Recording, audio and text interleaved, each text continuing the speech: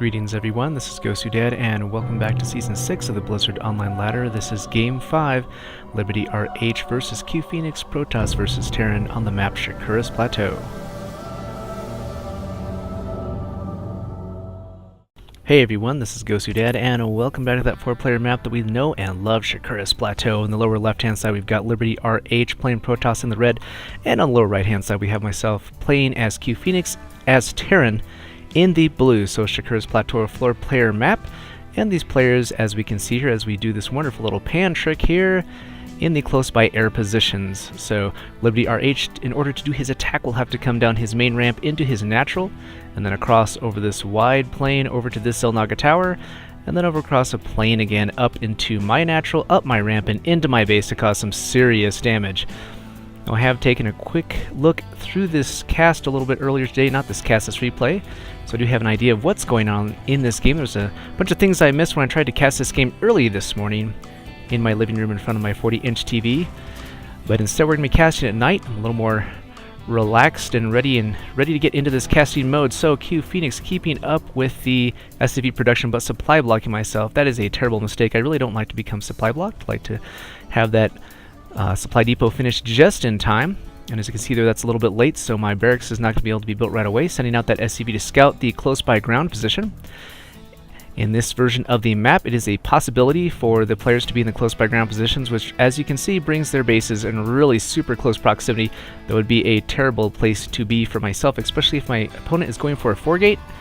As we can see over here, LibertyRH is starting his gas build early. I think a lot of people just do a 4-gate off of 1 gas with 3 workers on each one, chrono boosting each probe out. LibertyRH is doing that. So that is one thing I did talk about briefly in my first cast, and I will talk about briefly now, and that is that the Protoss with the chrono boost ability can have a slight economic or a severe economic advantage in the early games. You see those 3 probes dancing over there right away. LibertyRH is going to have some nice economy going on the gas side of things. On the CuePhoenix side, I have some gas being mined right now, so should be seeing a factory going down, but instead I'm going for these early barracks. So here's an interesting point here. As LibertyRH comes over to try to find out where I am, I think he has scouted all these starting positions, so he will be bringing his probe over to the right-hand side. And you think I'm psychic, but actually I'm just knowing... Actually, I'm not psychic at all. Look at that. He's coming over to the base. So, going to be popping up that supply depot. Yeah, and locking him out of the base.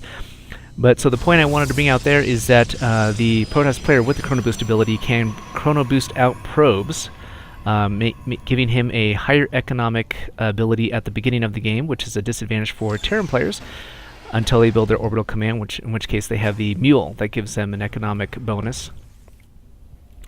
LibertyRH is going to be building his proxy pylon over here behind these bushes. It's a nice, cute place to hide that, although it is a very popular place to hide that pylon. Now, one advantage of his placement right here is he can warp into the high ground here, into the natural expansion, which is a great place there, but it is visible by units coming over here. If I have some units coming over here looking for proxy pylons, they will spot that right away.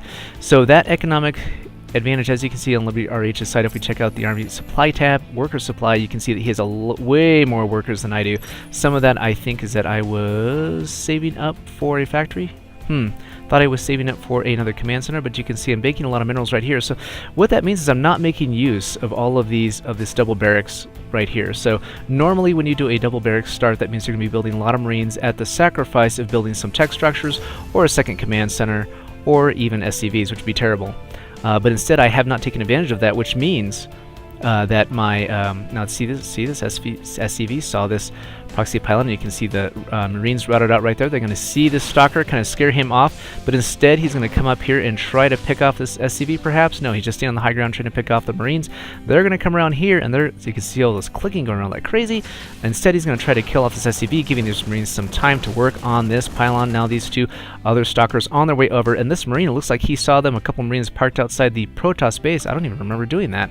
That is pretty cool, keeping an eye on this map. Now these Marines are outside the range of the stalkers, so he's going to have to go all the way around this long ways, and while he's doing that, they're going to be able to get close to killing it and watching those hit points go down. Are they going to be able to kill it? Yeah! And that supply blocks LibertyRH because that proxy pylon was exactly the amount of supply that he needed to keep building units. So that is a disadvantage there. I would highly recommend Protoss players to build extra pylons in that case. So this Marine going to slow down these Stalkers. Sacrificial Marine. Supply depot goes up just in time to keep the Hellion inside the base. They're going to try to hold off these Stalkers, and these two Marines are just going to die because they were rallied outside the base. So another thing right there is that players is that you really should keep up on your rallying and modify that appropriately. I think I should be rallying away from the front here, as these Stalkers are going to be inside the base momentarily, and they are going to supply block me. So right back at me is the dual supply blockage by both players. Now if you look on the production tab, you can see that LibertyRH is now building a proxy pylon somewhere around here, and my SCV's trying to make a defense here, but that's just not enough SCVs to shake him off. I have a bunch of SCVs back here in the main. I could have used that because I have lots of minerals and lots of gas stored up, so there's no need for me to keep them mining. They could be coming out here and fighting, and I should be building Marines right here, and some units besides a medevac would be helpful. I can't really build a Banshee right here because I don't have a tech lab. That's kind of too bad there. And I'm going to be building a tank. That tank is going to take forever to build, and these Stalkers are going to come in and destroy and wreak havoc on the base before I have anything to do with that. And look at this, 3 Marines just hanging out at his base along with an SCV. They could be building a bunker and doing some aggression here, but instead I'm just letting them stay there, and that's because we're down here in the Silver League and now building bunkers inside my own base. They are not going to finish in time. Not enough time for this Marine to survive to make it to them. He's running away. He's trying to get away from this Stalker. Is he going to make it? The medevac is trying to heal him, and now the medevac is taking fire from the Stalkers. Too many Stalkers inside the base. Tank cannot get inside the bunkers, and I don't even think these get finished. And GG by CuePhoenix. And that, wow, is a quick game. Wow, so that was a really fast game. I was talking really fast there at the end, but watching LibertyRH's kill cam here, that was pretty crazy. That was a 4-gate, you know, and actually if we could look back at the base, if I wasn't just watching LibertyRH's camera, you can see that this was actually just a 2-gate. He had 2 gateways, did a couple of warp-ins. That was all it took to break into this base. And you can see, as we mentioned in the cast earlier, that I did not make use of these bunkers, these barracks like I really should have, and was not producing units out of the factory or effective units out of that starport. I went for a double barrack start, and that should have resulted in a lot of pressure coming from Marines. But instead, since I didn't build enough Marines and then tried to switch over into going hard tech, that meant that I didn't have a lot of defensive units, and LibertyRH was able to just swiftly come into the base and cause a lot of damage. There you can see only 2 warp gates right there. So at this point he could have easily expanded, and he's going to go up to a 4-gate here, which is completely unnecessary because he's breaking down my front door and about to win the game.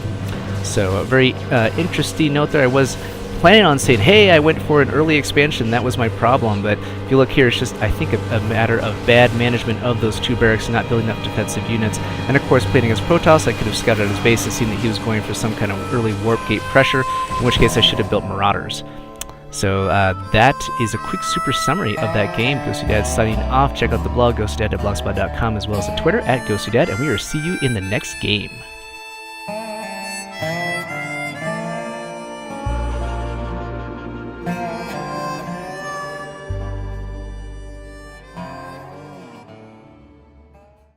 Greetings, everyone. This is CuePhoenix. Aye, aye, aye.